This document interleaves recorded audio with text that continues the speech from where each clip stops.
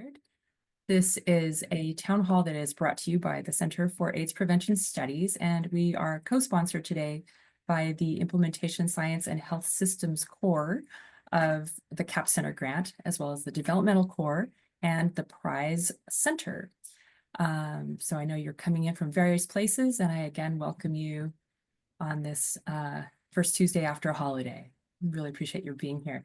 We're delighted to be able to have with us today two UCSF professors, Dr. Amy Conroy, who is Associate Professor of Medicine in the Center for AIDS Prevention Studies, Division of Prevention Sciences, and also Dr. Jennifer Velloza, who's Assistant Professor in Residence in Department of Epi and Biostatistics. And Dr. Velloza is also the co-director of the Prize Center now, which it stands for the Partnerships for Research in Implementation Science for Equity.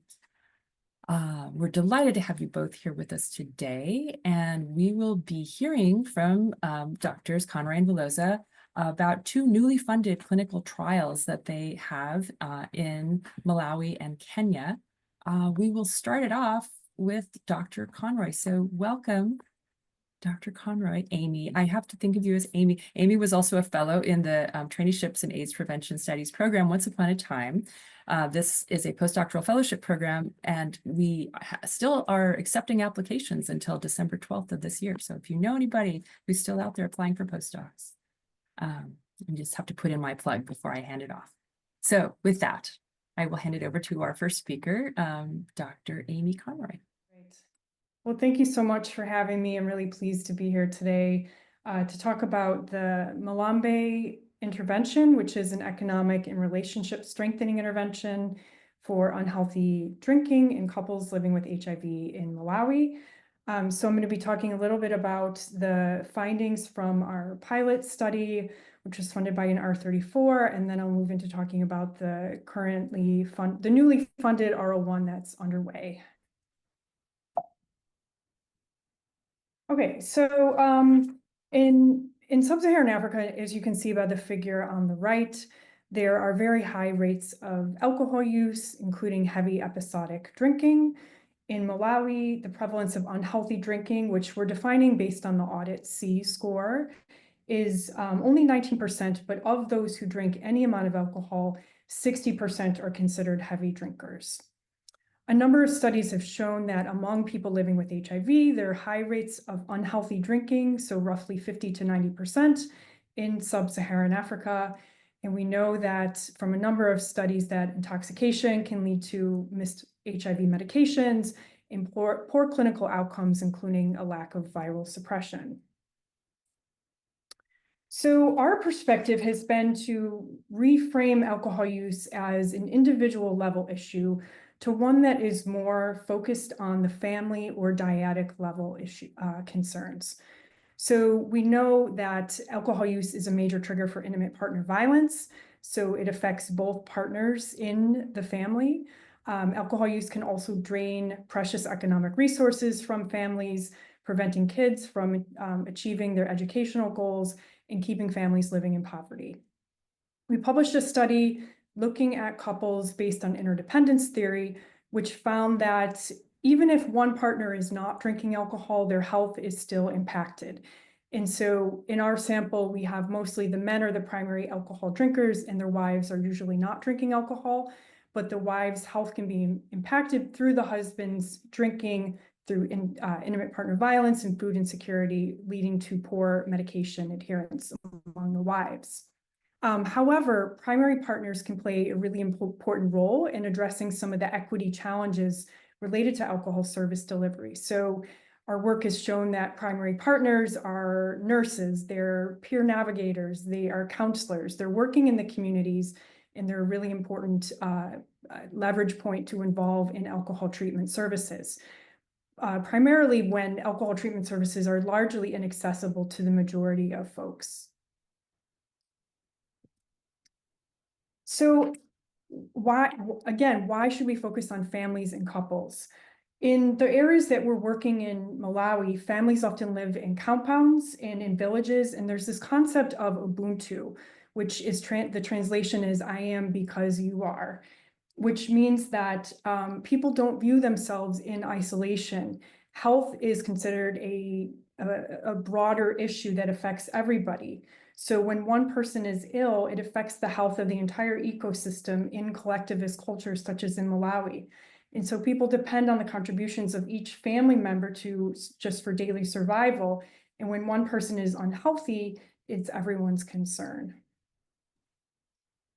We also published a qualitative paper on couples who drink, really trying to examine some of the multi-level barriers and facilitators to alcohol use. And I'll just highlight a few of the themes that emerged. One was at the structural and economic level, we found that men were primarily drinking out of due to unemployment, drinking to cope with the stress of poverty and feelings of hopelessness about the future. And then at the dyadic or relationship level, women talked about how they would often voice their concerns with their partners about the drinking. However, due to gender-based power imbalances and a lack of communication skills, they were unable to effectively get their partners to reduce their alcohol use. So there are a number of gaps in the literature in the alcohol interventions to date. The first is that few interventions have really conceptualized alcohol use as a couple or family level issue, and thus there's very few interventions that move beyond the individual. And second, there are very few interventions that really get at the underlying root causes of the alcohol use, which is poverty and unemployment. And so we felt like these were two areas that we could really fill through our work. And this culminated in the Mlambe intervention. So this was an R34, which the main goal was really to develop and evaluate an economic and relationship strengthening intervention for alcohol use in HIV affected couples. And the premise behind this was really we wanted to redirect the funds that people spend on alcohol use into more productive uses for the households. And we wanted to do this by giving couples the skills to carry this out. So financial literacy education, as well as formal communication skills and relationship skills, so that they could effectively reduce their alcohol use and intimate partner violence, improve their relationships, adherence to ART, viral suppression, and mental health. So the Mlambe intervention consists of two sets of activities that were based on efficacious interventions in Sub-Saharan Africa for completely different purposes. So the economic strengthening activities were developed from the Subi intervention in Uganda by my colleague, Dr. Fred Samawala. And basically, we modified this intervention to really bring alcohol use into the financial literacy education. So couples open a joint savings account on the first day of the intervention at a formal bank. They are saving every month what they would spend on alcohol use and are eligible to receive a one-to-one match up to $10 per month.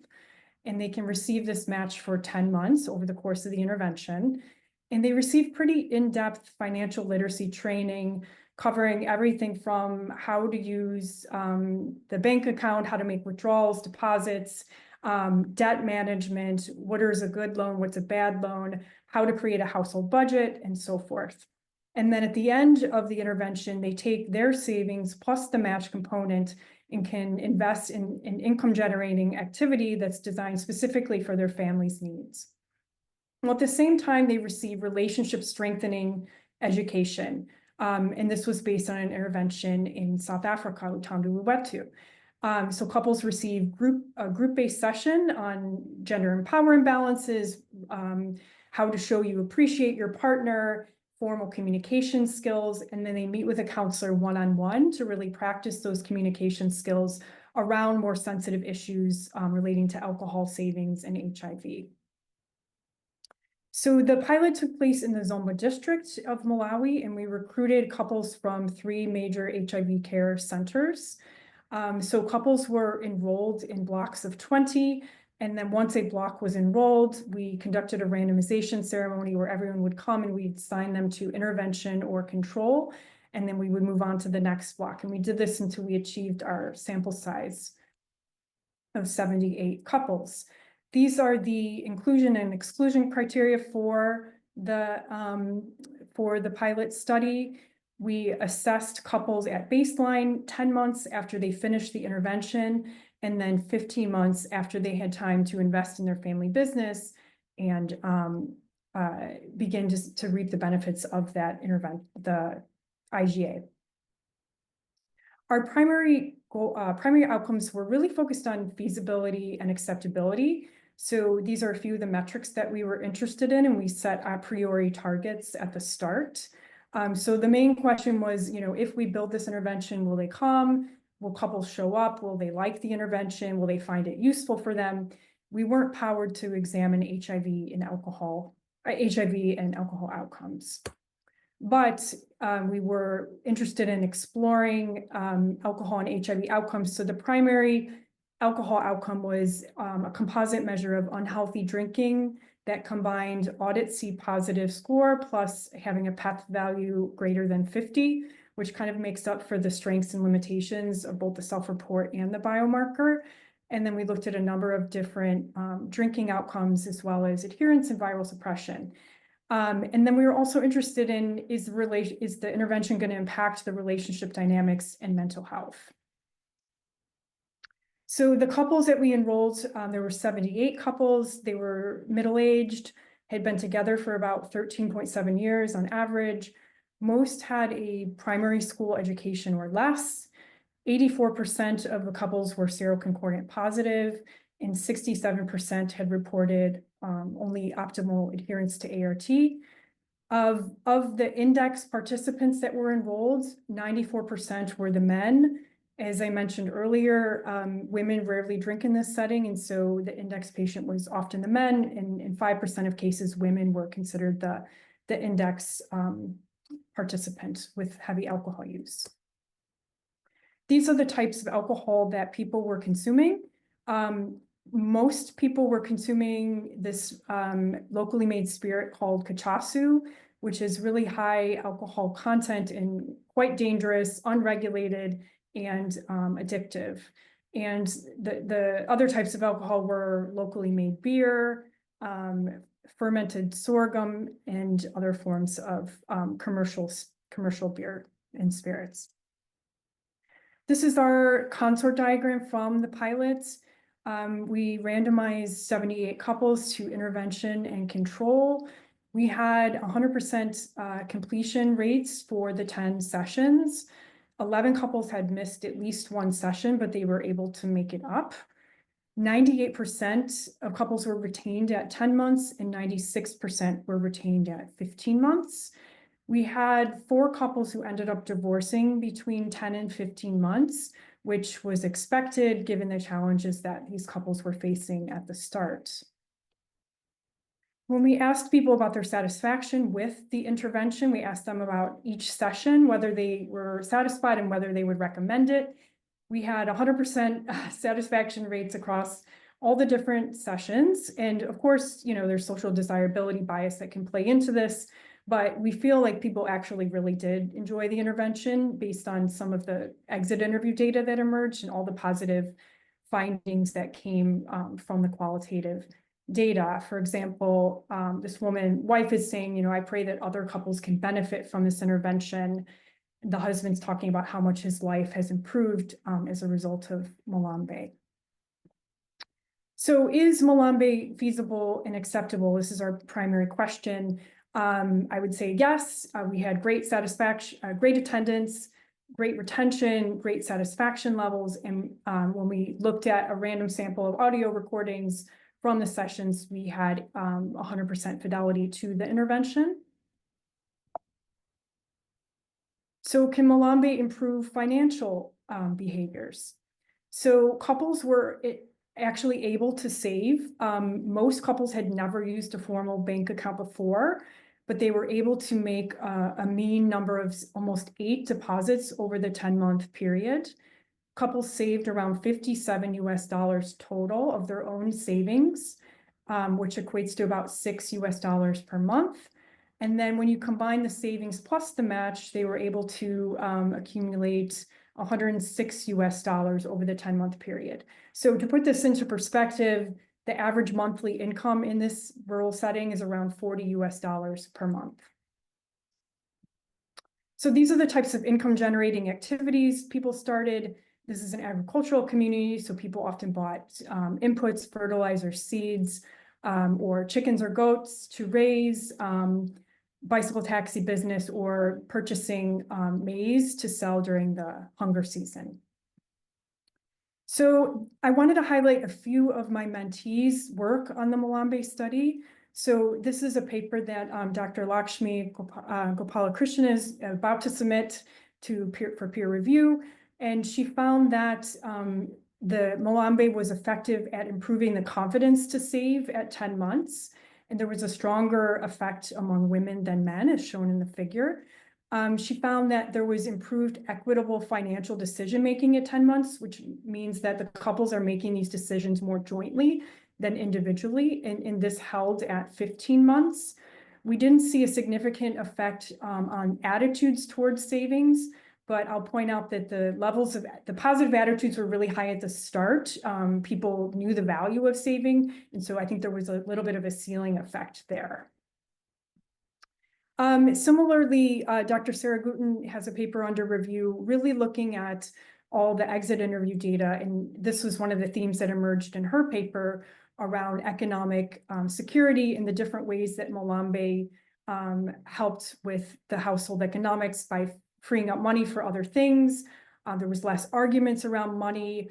The IGA gave men a sense of purpose, and there was generally reduced stress around finances.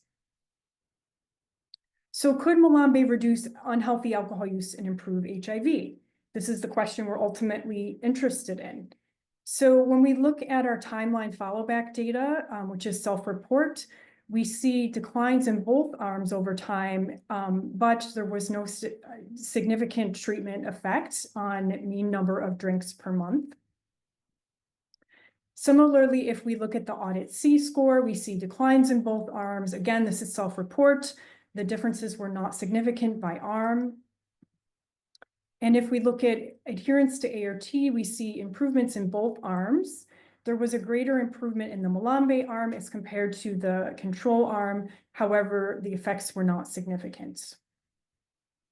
Now, at 10 months, when we collected the biomarkers, we only had enough funds to really do this at 10 months, so we don't have baseline data. But when we look at the composite measure of unhealthy alcohol use, which combines self-report plus the alcohol biomarker PEF, we see lower levels of unhealthy alcohol use in the intervention as compared to control. And there's a similar pattern when you just look at PEF alone using the cutoff of 50, lower levels in intervention compared to control. And then if we look at viral suppression rates, we have 100% viral suppression in the intervention arm, 91% in the control, not statistically significant in the small sample, but does reflect kind of our UNAIDS 90-90-90 goals.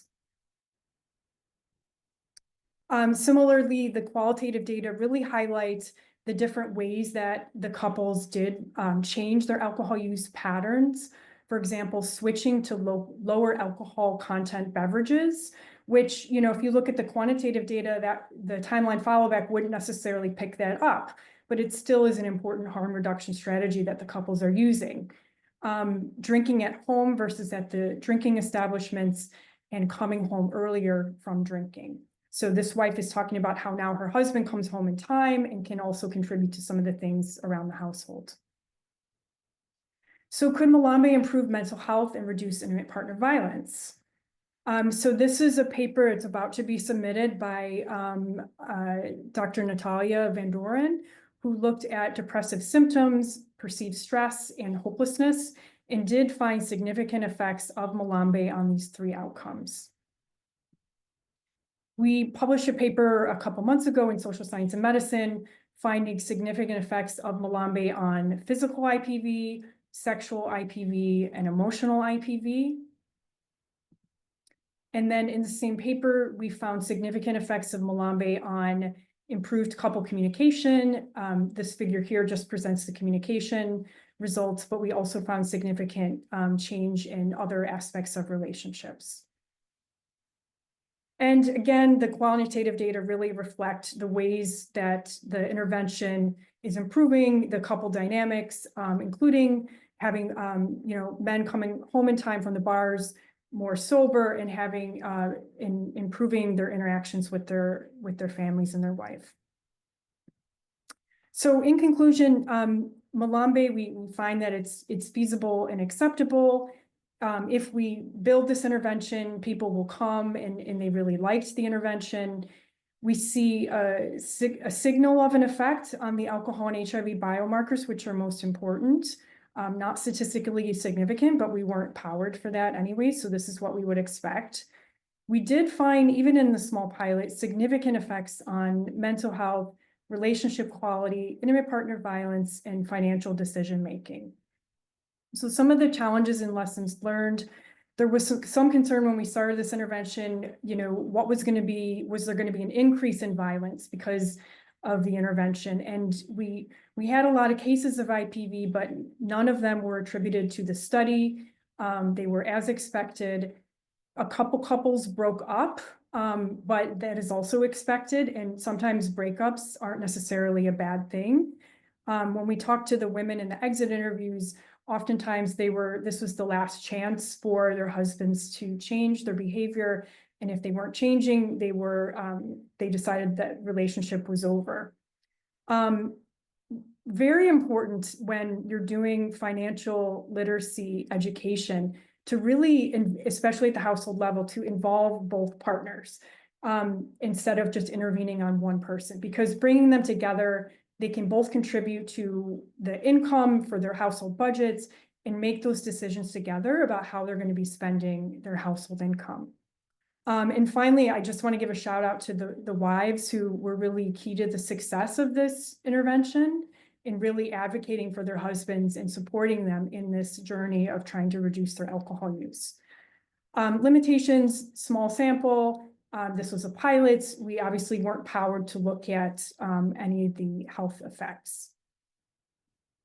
So we now have an R01 that was funded this past spring that is going to allow us to do a full-scale efficacy trial of Mlambe. We have 3 specific aims. The first aim is to evaluate the efficacy of Mlambe on alcohol and HIV outcomes. The second aim is to look at the effects on relationship dynamics and to explore these relationship dynamics as mediators in the pathway. And then our third aim is to do a cost analysis and a cost effectiveness analysis to really document the bang for the buck that you get from Mlambe. We're enrolling 250 couples randomized to either arm. We have the same eligibility criteria, one partner with unhealthy alcohol use and HIV. And we are going to follow them for a little bit longer in the R01. So we're going to extend it to 20 months. So after they've had time to invest in their businesses and see how that goes in terms of bringing in income into the household and looking at that a little bit further out at 20 months.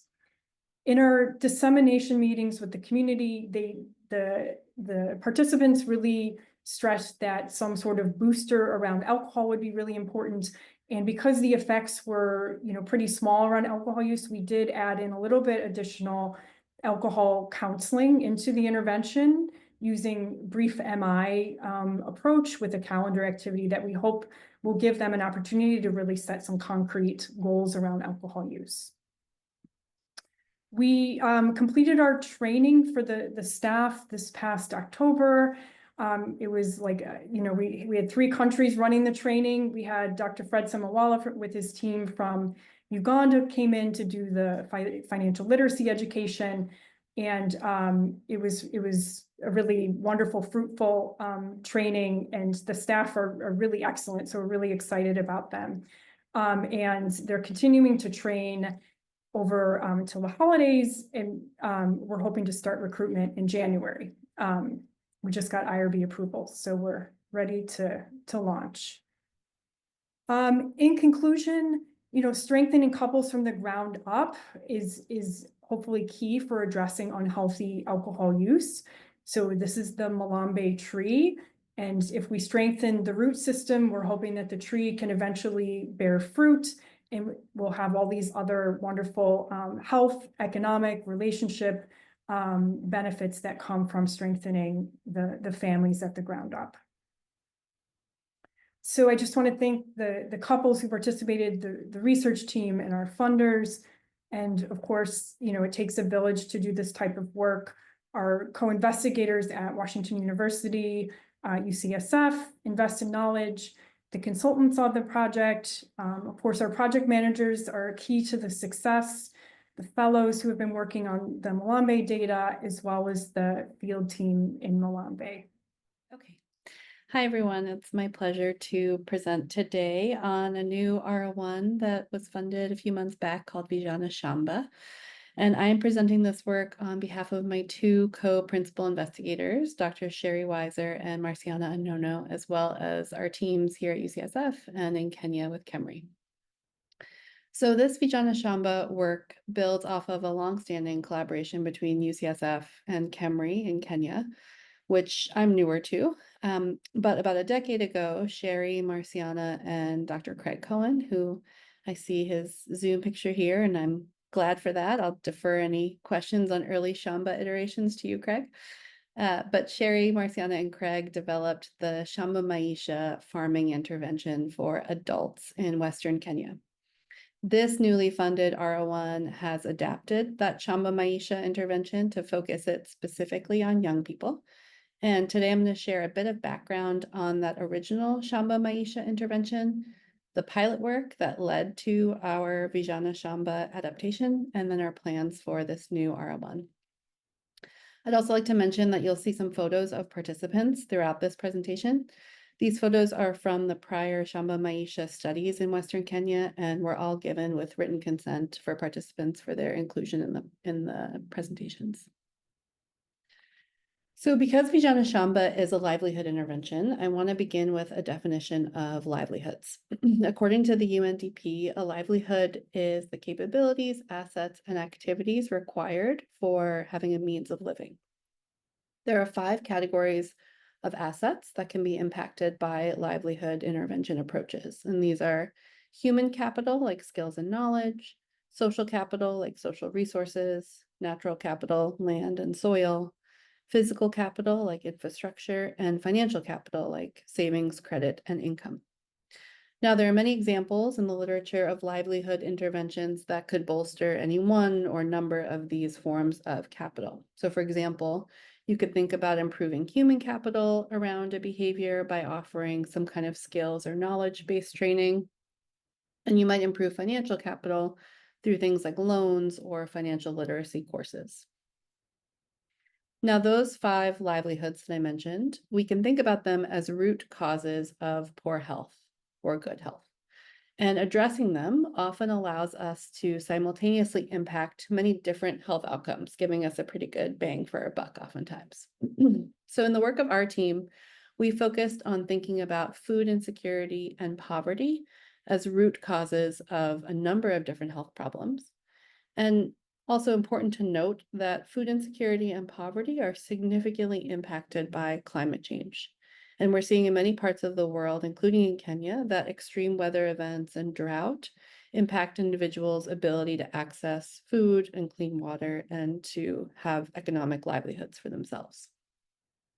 So this led our team to develop the original Shamba Maisha intervention, which sought to improve food insecurity and poverty, and ultimately to impact a number of health topics around HIV, reproductive health, early childhood development and child health, and then chronic disease outcomes like obesity and cardiovascular disease. We thought that the Shamba Maisha intervention could affect these health targets through a variety of mechanisms like improving empowerment, improving mental health, changing health behaviors, and changing nutrition. Some of those very mechanisms that Amy actually talked about in her presentation. So that's sort of the background on the why of the Shamba Maisha intervention and the focus on poverty and food insecurity. But let me now tell you a little bit about that original Shamba Maisha intervention approach. So Shamba Maisha means farming for life, and there were several prior NIH-funded R studies of Shamba Maisha that had a few different focuses. These studies looked at whether the Shamba Maisha approach, which is an agriculture and finance intervention, could improve food and water security and HIV clinical outcomes among adults living with HIV. looked at whether it can improve nutritional, clinical growth, and neurobehavioral development outcomes among children in households where caregivers were receiving this agriculture and finance intervention. And it also looked at whether the intervention could improve nutrition, sexual and reproductive health outcomes among adolescent girls in those same households. And that last goal is really the basis of our Vijana Shamba work. So I mentioned Shamba Maisha is an agriculture and finance intervention. It had a number of different components. It included an irrigation pump to help with providing water on farms, a loan for farming commodities of about $175, and that was to acquire micro irrigation pumps, seeds and fertilizer and other farming supplies. And then it included structured training sessions in sustainable agricultural practices and financial literacy. The initial R studies, an R01 and an R21, focused on adults and adolescents in Western Kenya. And these grants provided the preliminary data for our Vijana Shamba R01. So this work was conducted in communities around Lake Victoria, which you see here in the little red dots, that primarily rely on farming for food and income. In the R01 study, health facilities were randomized between the intervention condition, which received the Shamba Maisha intervention package, or control conditions that just received regular health services at the health facilities. And it included adults who were 18 years and older living with HIV, who had moderate to severe food insecurity, who had access to land and surface water, and who were on antiretroviral therapy for HIV. In an R21 sub-study, the team looked at health outcomes and perceptions of the Shamba Maisha intervention for young girls who were residing in households of a Shamba Maisha R01 trial participant. And these girls were ages 13 to 19 years old, and they had primary guardians who were in this R01, and those were the people who were responsible for preparing their food and seeking healthcare for them.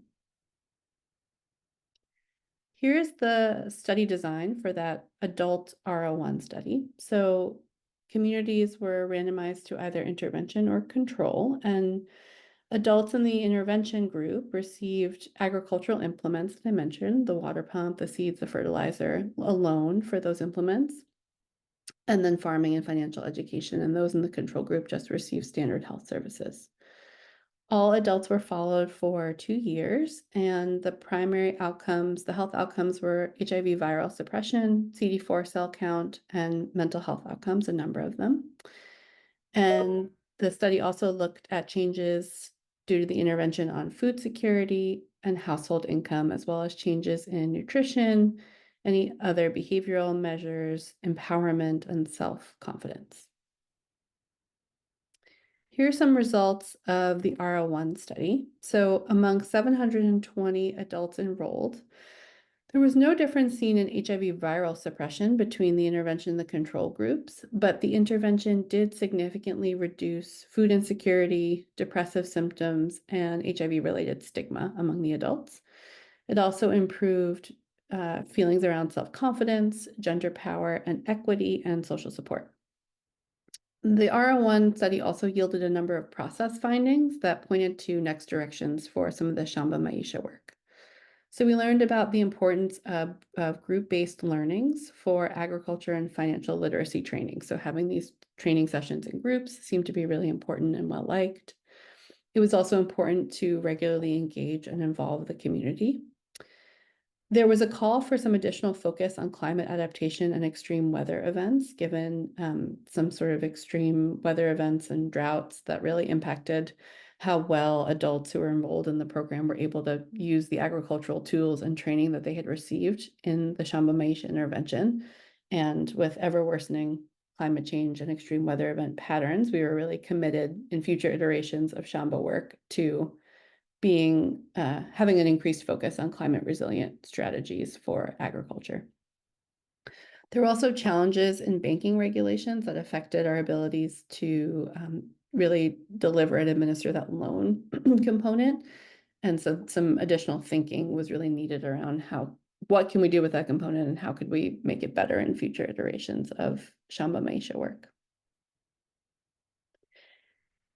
As part of that R01, there was sort of a sub-study, an R21 funded sub-study that again focused on the adolescents. And this study really sought to evaluate the impact of the Shamba Maisha intervention on the sexual and reproductive health of HIV-affected adolescent girls who were living in households of Shamba Maisha participants. And remember, all of those adults who were Shamba Maisha participants were living with HIV, and these were their primary caregivers. So we hypothesized that adolescents who were living in Shamba Maisha households would experience a lower prevalence of STIs, specifically herpes and HIV, and would have fewer sexual risk-taking behaviors, and that Shamba Maisha would improve household level food insecurity and wealth, which could contribute to improved sexual and reproductive health, mental health, educational attainment, and empowerment for those adolescents. And the goal of this R21 pilot was really just to translate lessons learned from Shamba Maisha into designing an enhanced intervention that would be really responsive to the needs of adolescent girls. We developed this conceptual model for our adolescent work to think about pathways by which our Shamba Maisha intervention might impact adolescent sexual and reproductive health. So at the household level, having vocational skills, little financial resources or other assets, and disruption of livelihood could contribute to low household wealth and household food insecurity. And of course, climate change and extreme weather events can exacerbate some of these really upstream determinants. Household wealth and food insecurity could obviously impact caregivers through thinking about caregiver health, like stress, depression, and physical health outcomes, and also could impact parenting skills like parent-adolescent communication and parent emotion regulation. Household wealth and food insecurity could also have direct effects on adolescents, their mental health, like depression and anxiety, their educational attainment, like being able to attend schools, and their empowerment, their feelings of self-esteem and self-efficacy. And these household, caregiver, and adolescent pathways could then have an impact on adolescents' HIV, sexual and reproductive health outcomes. We are primarily interested in how Shamba Maisha and any changes to household food insecurity and wealth might impact adolescents' risk of STIs, unintended pregnancy, condomless sex, the ability to uptake HIV prevention tools like pre-exposure prophylaxis or PrEP, and experiences of gender-based violence. So the R21 really sought, again, to kind of explore these pathways and to think about how the Shamba Maisha intervention may have affected adolescent and caregiver mental health, physical health, and then adolescent STI and HIV outcomes. So in our pilot study, we can see that the adolescent girls had improved financial security and body mass index for all adolescents. And among caregivers, we also saw less food insecurity. However, we did not show any impacts of the Shamba Maisha intervention at the household level on HIV incidence or herpes incidence for the adolescent girls, but we were underpowered to detect these effects in the R21. So the key takeaway really from these results is to highlight the benefits of a household level intervention on particularly food insecurity and mental health outcomes for adolescents, and to think about whether these health benefits could trickle down to other sexual and reproductive health benefits for the adolescents and other people in the household.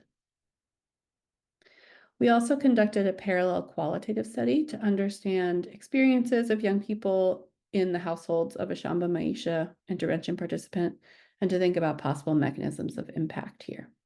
So the adolescent girls described many potential benefits of Shamba Maisha, and they talked about reductions in risky sexual behavior, including fewer sexual partners and less transactional sex. So here's a quote from a 16-year-old girl about this. She said, "When your parents provide for your needs, then you will not have the urge to have sex for economic gains.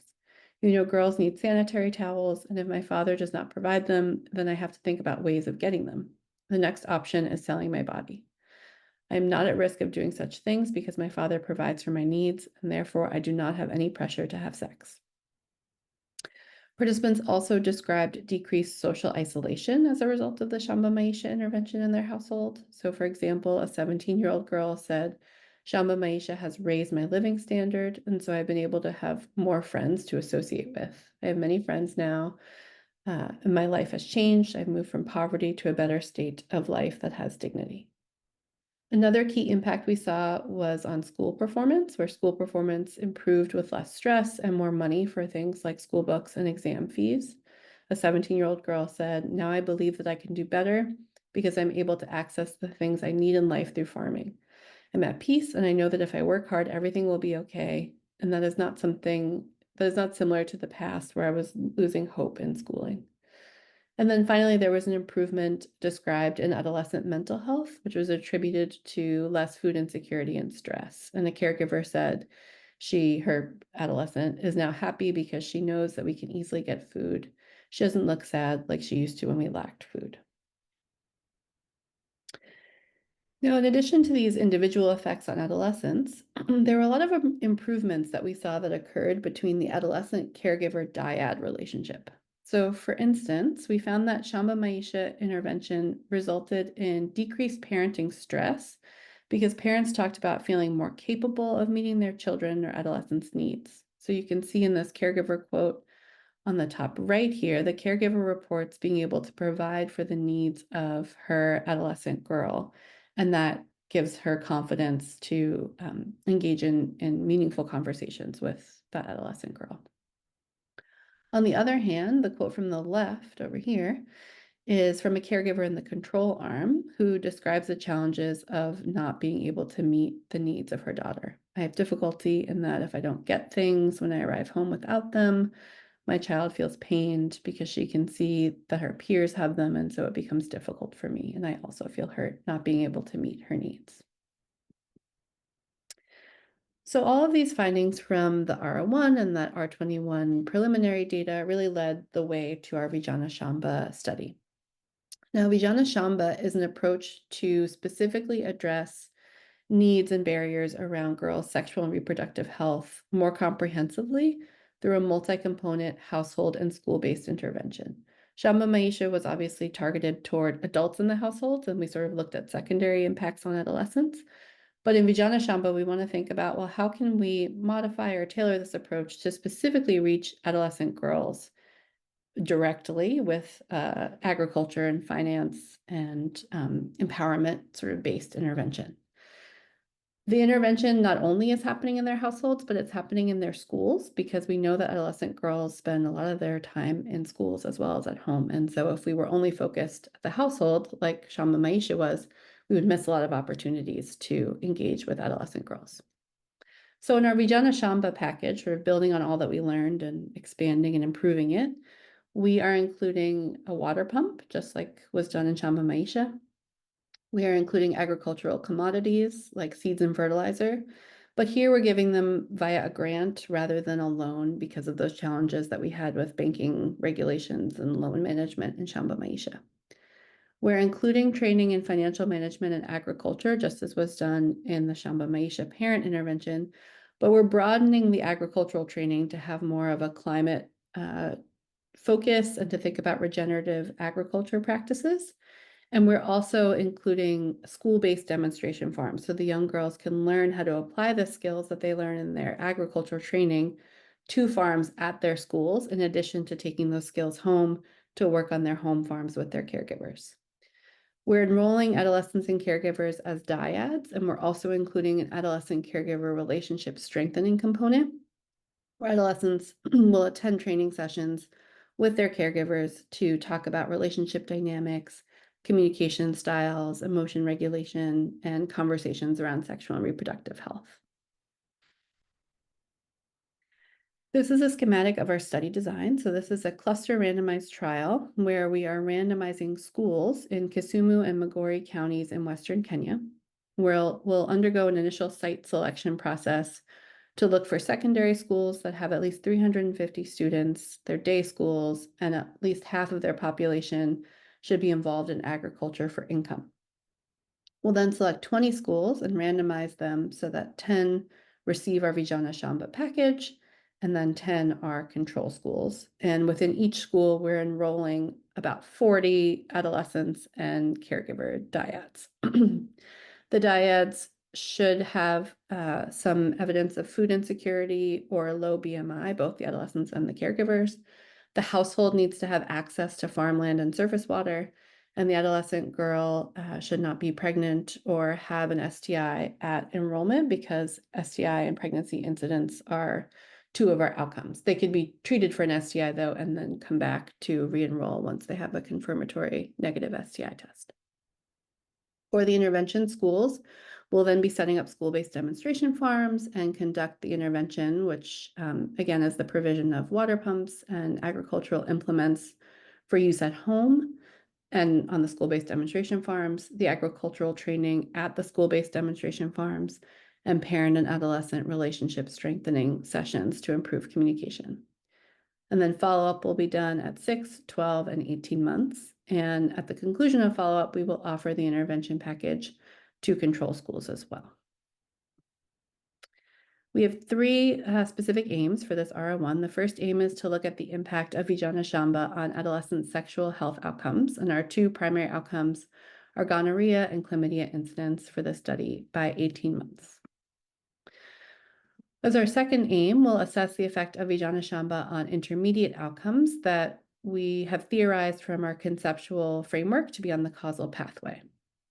So this is going to look somewhat similar to that conceptual model I showed earlier. But again, we have these intervention components: the training, the pump, the equipment, and the parent-adolescent training. And we presume that our Vijana Shamba intervention will have an effect on household level food security and household level wealth. That will have sort of a trickle-down effect on caregiver stress, quality of life, and parent-child communication, and an effect on adolescent mental health, anxiety, educational attainment, self-esteem and self-efficacy, and parent-child relationship quality and communication. And then through these intermediate pathways, we expect or hope to see an effect on chlamydia and gonorrhea incidence, and on some other secondary outcomes like lower condomless sex, increased PrEP uptake, reduced gender-based violence, and fewer pregnancies. As a third aim, we're very focused on implementation. So our third aim is to identify critical implementation facilitators and barriers that might influence Vijana Shamba effectiveness and delivery, to analyze spillover effects, and to conduct a cost assessment. There's a lot packed into this aim, so let me just break it down a little bit at a time. So first, we'll look at implementation facilitators and barriers, and we're going to do that with a quantitative survey with intervention arm participants and their caregivers to ask about feedback. We'll conduct in-depth interviews with adolescents and their caregiver dyads and key informants and look at fidelity to the intervention, barriers and facilitators to implementation, suggestions for improvement, and any other reflections on how the intervention might have impacted health and well-being. And then if we see that the intervention is effective at improving STI incidence, we will also collect data on potential sustainability of the Shamba Maisha or Vijana Shamba approach using the Program Sustainability Assessment Tool, or PSAT, with study staff and school administrators. As another component of this, to look at those spillover effects. So this is really trying to understand, we have these intervention schools, and then within the schools, we have selected about 40 young women to participate in Vijana Shamba, but we're setting up those school-based demonstration farms, and young girls presumably talk to each other. And so we expect that there might be some spillover effect on knowledge about agricultural practices, nutrition quality, access to food from the demonstration farms, just in those intervention schools more broadly. So we'll look at these spillover effects with a pre-post survey with other girls who are not enrolled in Vijana Shamba, but who are in the intervention school, to see if there are any spillover effects on food insecurity, diet quality, and agricultural knowledge and skills. And then we will use microcosting to summarize annual costs per adolescent caregiver dyad. So we are nearly done with protocol development. I think I just saw an email go in that we've responded, I think, to the last round of queries from the UCSF IRB and have submitted our kind of final version to KEMRI. And we are undergoing school selection now. We hope to be done with it by the end of January 2025. We're planning on conducting training in February to April of 2025 with our study team, and then hoping to launch at the first intervention schools in April. Thank you very much. I'm happy to take questions. I'll get started, Rochelle. Maybe Thank I'll you, kick Ariane. off some questions from others. It's really more of a clarification for Amy. So I'm sorry, my name is Ariane van der Straten. You mentioned some of the couple outcome at the couple level. How did you handle, so how did you ask the question and how did you handle discrepant response from members of the couple? Or did you require couples to answer together a particular set of questions? Yeah, that's a great question. So each partner gets their own survey and they all respond to the same set of questions on various aspects of their relationship. They're in separate rooms, they don't hear each other, so they're contributing fairly autonomously to those measures. In the results that I presented, the outcome is at the individual level, but we use a multi-level model to control for the clustering of both partners within the couple at the higher level. So we don't look at discrepancies, we don't look at sums, differences, anything like that. They're treated at the individual level with a multi-level model. Okay. And somewhat related to that, but not directly, I know you didn't have a lot of women who were heavy drinker in your sample, but I am wondering if some of your process findings or some of the qualitative data may hint at a different effect if it's the male who is the problem drinker versus the female.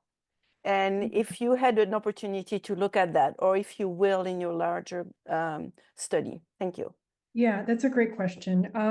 So, the study, the sample is fairly generalizable based on the WHO data of drinking patterns in Malawi by gender, where women in Malawi are less likely to drink and men are the primary alcohol users. So this may vary by age and by city versus rural urban, but in our sample of middle-aged married couples, the women we believe are not the heavy drinkers in the families. And in the pilot, we only had 5% of them that were the drinkers. So we're kind of combined with the small sample size, limited to really do any deep diving into gendered pattern effects on drinking. Now in the RO1, we'll have 250 couples. We expect a similar demographic and patterns of drinking to emerge, but we may have a little bit more power to kind of tease out those gender effects in the larger sample. But do you anticipate a gender effect based on your experience with the pilot? I mean, they're intervened as a couple, so both of them get all the content, regardless of whether they're a drinker or a non-drinker. So, I would expect, similar changes in drinking by gender. Okay, thank you. Questions? I'll have another one. Please. It's also for Amy. I'm sorry, Jen, your presentation was really great, but I have less questions for you. So how did you study so in the savings account? So first of all, was there a requirement to keep the money in or a system to prevent any of the couple member from removing the money to, for example, drink?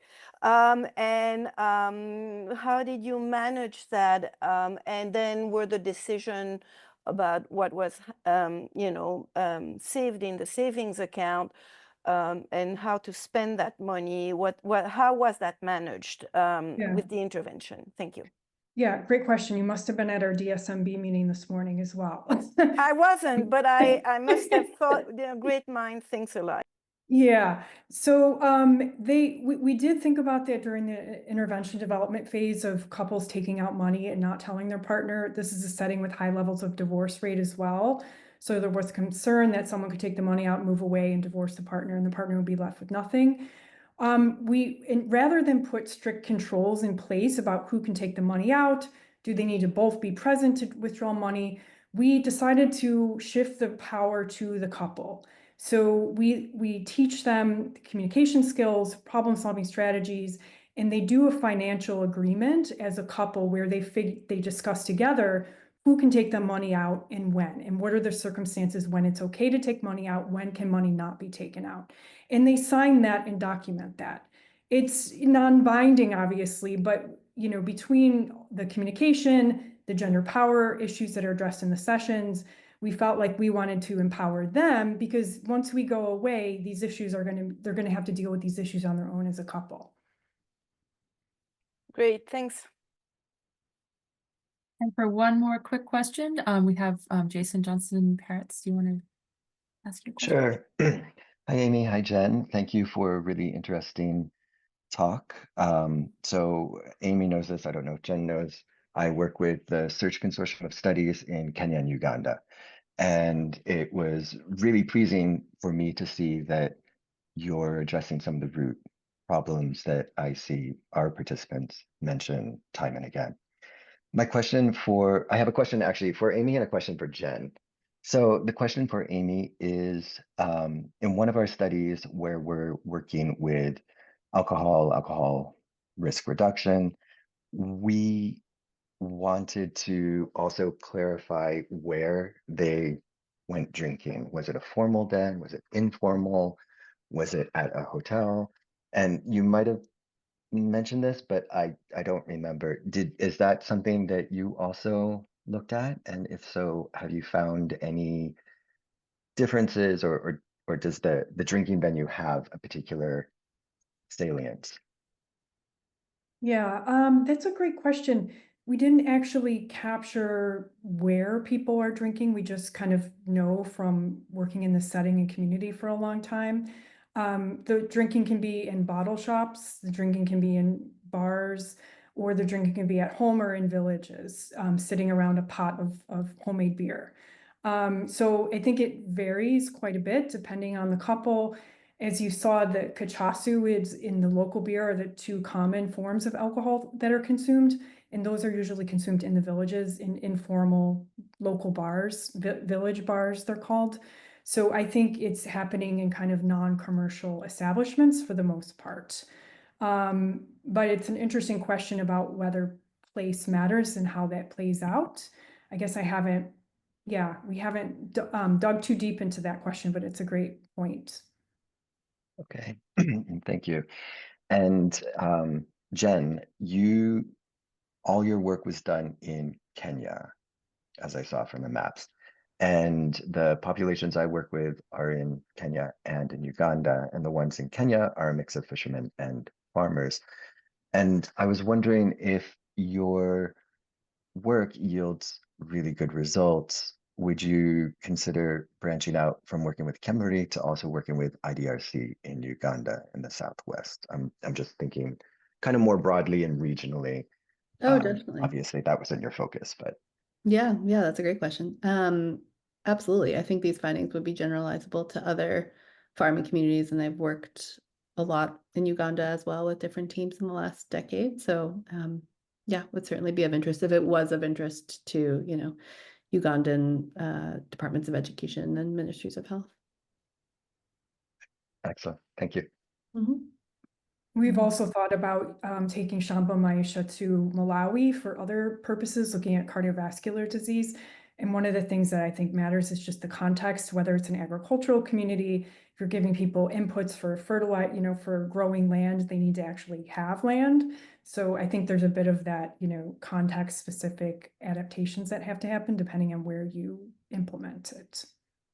And I should have mentioned at the very beginning that Amy was also involved in all early Shambas. So Excellent. Thank you.